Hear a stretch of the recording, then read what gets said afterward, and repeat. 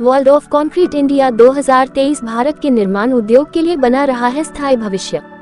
देश में प्रदर्शनियों के प्रमुख आयोजनकर्ता इन्फोमा मार्केट्स इन इंडिया 18 से 20 अक्टूबर 2023 के बीच बॉम्बे एग्जीबिशन सेंटर में world of concrete India expo के 9वें संस्करण के आयोजन की तैयारियों में जुटा है। World of concrete India concrete उद्योग के लिए देश की अनूठी प्रदर्शनी है, जो विश्वविख्यात world of concrete Las Vegas के भारतीय समकक्ष के रूप में कार्यरत है। Testing. I think the organizers, Informa, have done a brilliant job to bring it to India again, and it will reach more heights about sustainability in construction as well as innovations through various technologies. So I think this is a great platform, and this is the platinum era of Indian construction industry, and I think we will see more glory days in the civil engineering fraternity. Thank you very much. Sure. So मेरा नाम आलोक रंजन है. I am a partner at Torrent Advisors. We primarily work with private, government, public sector and multilateral development agencies in the management advisory space. For World of Concrete kind of events, this has been, I would say, the event जो globally, which has been very popular. Now we are seeing the next version of the event in India.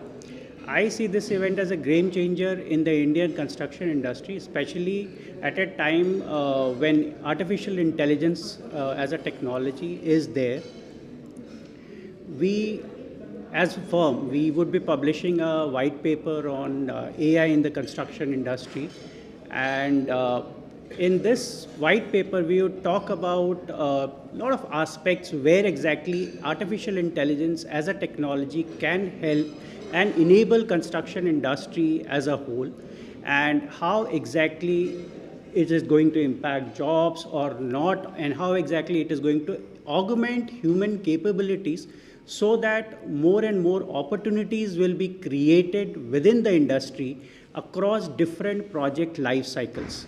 So I would invite all of you to join World of Concrete event. This is a great opportunity for the industry and global stage interaction. So thank you so much Informa Markets for providing Torrent Advisors this opportunity to be part of this great event.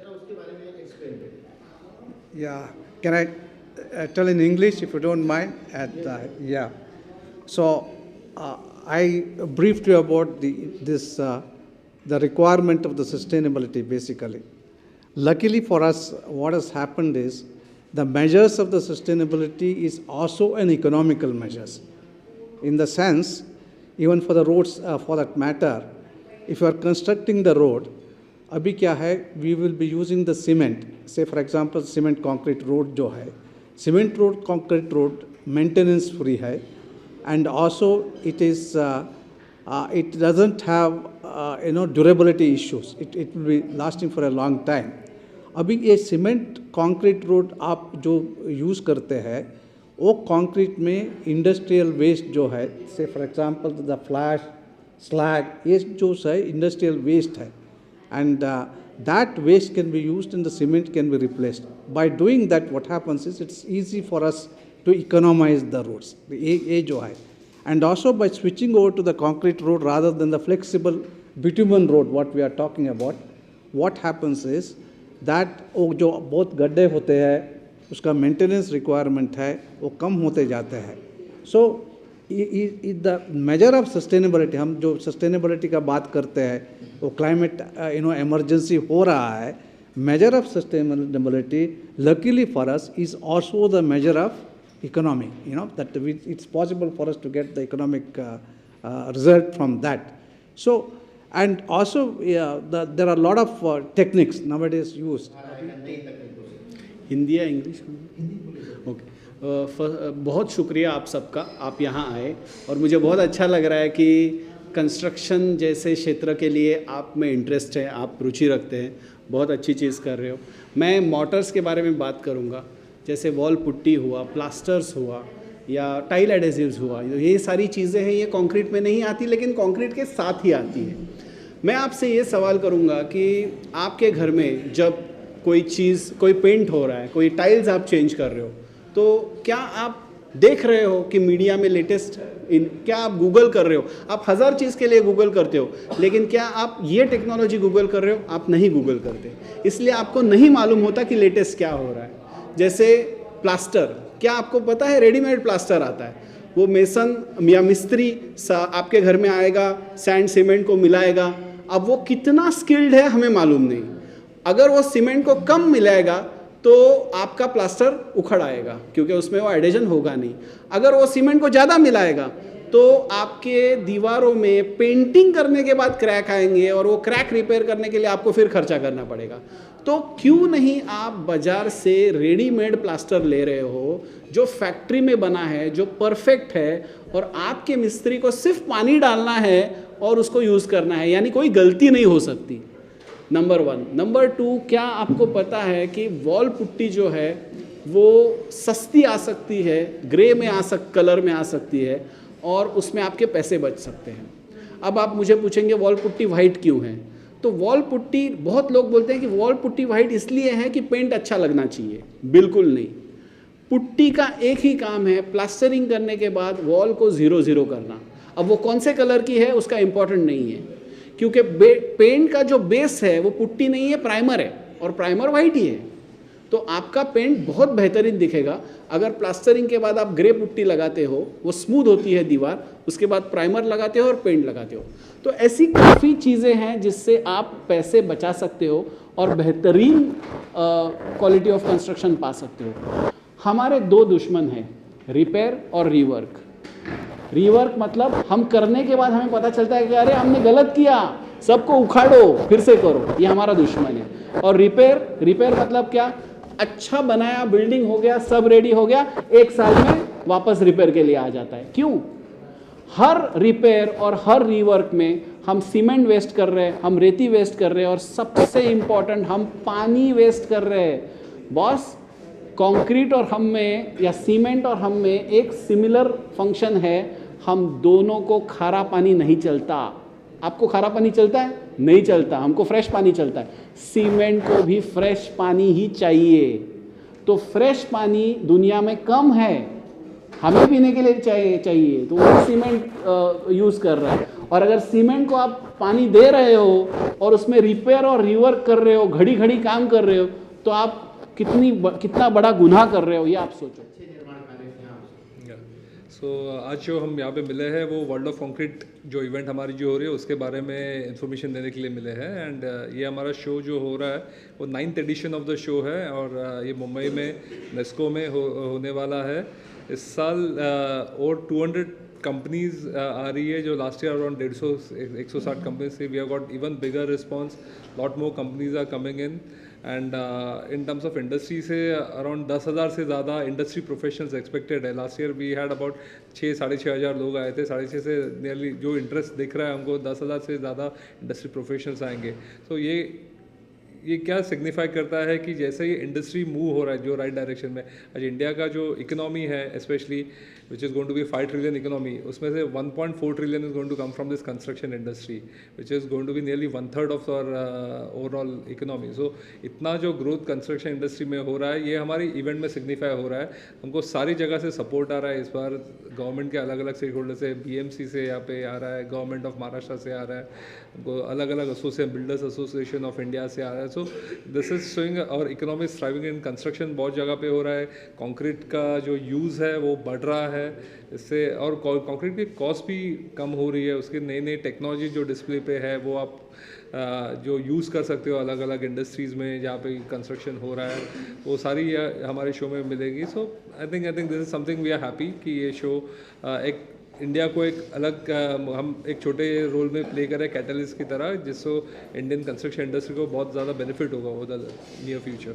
G20 के बाद में काफ़ी देश interested है investment के लिए। Construction के क्षेत्र में कितनी कंपनियां इंटरेस्टेड हैं, आप in terms of international participation जो आपने सुना, we have about 10% international participation, जो यूरोप से, जर्मनी से है, फ्रांस से है, इटली से है, US से कंपनीज आने वाली है ये शो में। सो अलग अलग G20 नेशन से भी पार्टिसिपेशन देखने मिल रहा है ये शो में।